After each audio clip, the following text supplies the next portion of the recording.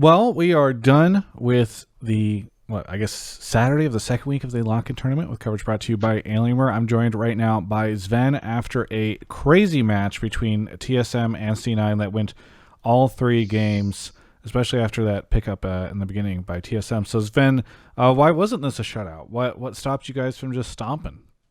I think our first game was a bit of a mess. I feel like we picked not, so like we picked TF and it wasn't as good in the comp as Akali was in game two. TF doesn't really dive as well. He's more of a hit goal card, play slow, whip next card, play on the cards. But with Akali, we can dive much more effectively. So I felt like in game one that we lacked dive. I think we also changed draft a little bit by not giving him Gragas and Galio for free. Banning Galio in 4-5s in second phase in game two was good adaptation. So I think just draft wasn't super good in game one compared to game two, which showed, right? That game two was a clear example of how the fight should go. We just run over Jin and we run over forward versus the mid laner. So yeah, I think draft was a bit of a problem. We could still won, don't get me wrong, but I think draft was a big deal. We haven't practiced that much Aatrox either, or Nautilus for that matter, so the Alistar was much better in game two and three, as you saw, so So bit of who draft, bit of practice. who gets the blame for that draft? Is that Mithy or who ends up getting it? I mean, it's easy to say bad draft, bad coach, but often drafts are like made in advance, I guess. You talk about it together and you decide, okay, if they go this, what do we do? But if we weren't prepared for them to pick Gragas on 4, they picked Gragas Red Side first pick in the second phase. And we thought that Gragas was going to be our line pick. So we're like, oh, shit. So let's play Aatrox, our first game of Aatrox in a month, right? And it was like, oh, okay. And support to pick Galio, so we were like, it was not good when they picked Galio and Gragas in 4-5. We were very caught off guard, I think. So, yeah, just a bad overall preparation, I think, for game one. But I think game two, we adapted well. So that was good at least. Yeah, was it just a discussion after game one where you guys are like, okay, well, maybe we need to bring in like a Kali or something? Yeah, I mean, it goes like this. So first you ask, is a comp the issue? Not really, but you could change it up a little bit. And then you ask, do you want to run it back? Like the Kai'Sa first pick with Hecarim into whatever John they pick. And we're like, I think we can, yeah. So then I said, I think we should either pick Gragas early in draft, or we should ban Galio 4-5 no matter what, or maybe both even. And we did, and I think it was a lot better in our draft. It showed how much easier the game was to play when everyone has a champ with the same purpose, like diving, not having like Aatrox who's like a semi-dive, not really, and then having TF instead of Akali, or Akali instead of TF rather. I think that made comp a lot better, and the between game comps was really good. I think everyone was calm, and we agreed that drop wasn't the issue, but could be much better. And game two showed, I think. Yeah. Well, is everything figured out with you guys? I mean, have you all come together now? Because I think, between last week and the beginning of this one, there's a lot of discussion around like, okay, we're still figuring it out, and like, people have been criticizing Fudge. It's like, well, he's going to come online and he's going to be this great player. I think obviously he looked much improved over the course of the series, but do you feel like for the most part you guys are figuring it out, learning how to play with each other, adapt to Perks' playstyle, Fudge's playstyle, etc.? Yeah, I think we're figuring it out. I really trust the process this year. I think with the staff that we have and the coaching staff that we have and like the overall way we operate, I really trust the process that no matter what happens in this tournament, I don't care if we win. Like, well, obviously I want to win, right? But I don't care if we lose. It's not a big deal.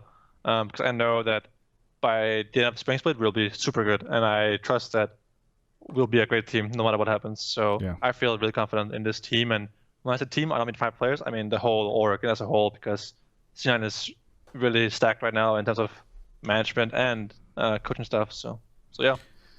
What is different this year with the coaching staff compared to last year? I mean, what allows you to have so much confidence in them this year? The first thing is we have more people. Last year we had Reaper and Rise, and now we have Mithy, Reaper, Rainover. Sorry, my bad. We don't have Reaper. We have Rainover, Mithy, Max Waldo, and Vega V2, and they all specialize in different things. So they all have their area of expertise, and I think it just feels like the way they operate is really good. Once we get right now, there's a lot of like talking. People talk over each other. We had Discord reviews for like 2 weeks first because we were in quarantine. But once we got that down, I feel like our reviews are long, but they're really good. And I feel like the coaching staff finds issues. They tell us how to fix them, and I can see change from game to game. Draft meetings are short. Mitty and Rainer does a lot of drafting.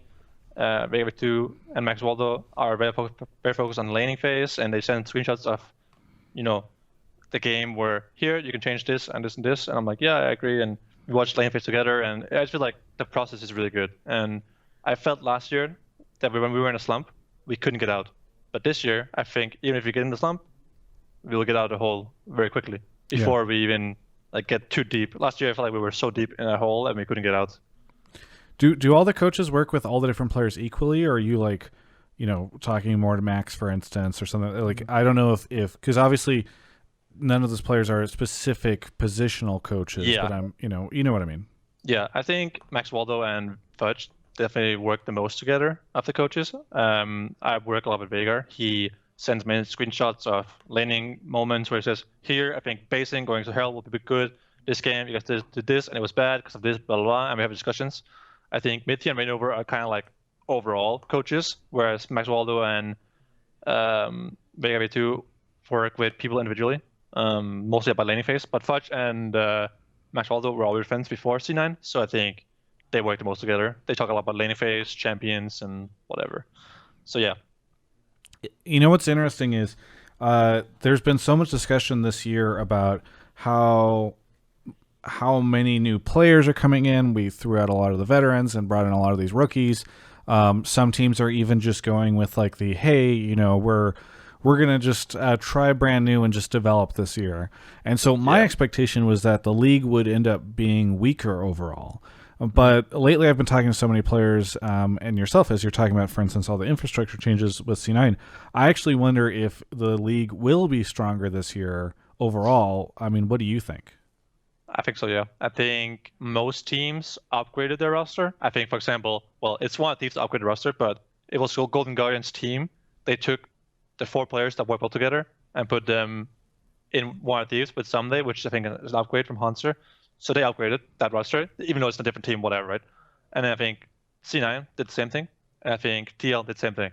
TL, you can argue, it's not a huge change in difference. I don't think so.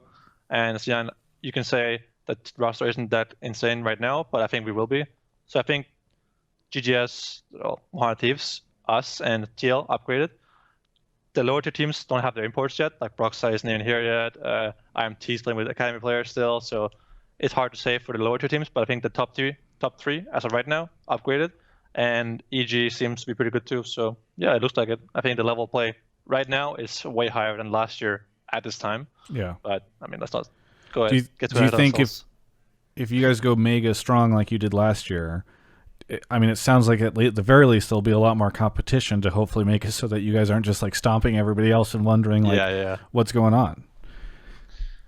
Yes, I think that right now there's more competition than last year. I think last year in Spring Split, NA was really bad. I think the level of competition was terrible, and it sucked for us because we won the split and we didn't go to MSI. But MSI would have been our reality check, I assume, right? We'll go to MSI, maybe lose in whatever match, and then we'll realize, okay, we aren't that good. And then we wouldn't get into that hole we were in the summer split, and that would help us improve and get together before Worlds, but that never happened. So having good competition now is really important for the region overall. Very good. Is there anything you want to say to any of the LCS fans out there? I know we've kind of gone a little long. We try to make these about 10 minutes. So anything you want to say to any of the Cloud9 fans? Yeah, I mean, I said last year when I joined the team that I hope you trust me and the team and the process, because it ended up paying off. Well, we got a trophy, but we didn't make Worlds. But this year, I ask you to trust the process again and believe in Fudge and Perks and the coaching staff. Fudge is really good in scrims, shows a lot of promising gameplay, and his mind is really good for the game. I love playing with Fudge. He's a great human, good person. So I trust him, and I have a lot of faith in him, and I hope that you guys do too, because he's good. Very good. Wait, one last question. Okay. Are you scared of HunterT at all next week? No, I'm not. They are the team we lost scrims to the most. We played TSM, HunterT, and TL in scrims this week, and HunterT were the only team we lost to, like I said. But scrims are one thing, right? So I'm not scared of them. I think they're a good team, but I think like every team in NA, they have an identity and a weakness. I think they play heavily around mid and jungle towards bot side, which is something we used to do as well. I think every team right now has very obvious strengths and weaknesses, and I think playing against them, we can use that. Also, this tournament feels like we scrimmed TSM 2 years ago. So we knew exactly what they were going to play, and then knew what we were going to play every game. So it feels like all the cards are on the table, so there won't be any surprises, most likely, right? Yeah. Which makes this tournament very, I don't know, everyone knows what's going on, so there won't be any cheese, there won't be any funny business going on, essentially. So You say that now, but wait until somebody Okay, pulls out yeah, some yeah. crazy stuff that they've been working on in the lab. Yeah. Either way, looking forward to it. And again, thank you so much for the interview. Always a pleasure. For everyone else, you can check out the rest of my coverage of all things LCS right here on my YouTube channel. What is up, everybody? It's your boy, Travis Gafford here, interviewer extraordinaire. I'm going on 10 years of doing this job, and I'm starting to lose my mind a little bit. And I think I would have also lost my car and my apartment and a lot of other things besides my mind if I had not had Alienware as a sponsor for these past couple years. So thank you so much to them. Go check out their new stuff, alienware.com/Travis. Travis 10 off Q4. That link is in the video description below. And we thank Alienware so much for their support of the channel.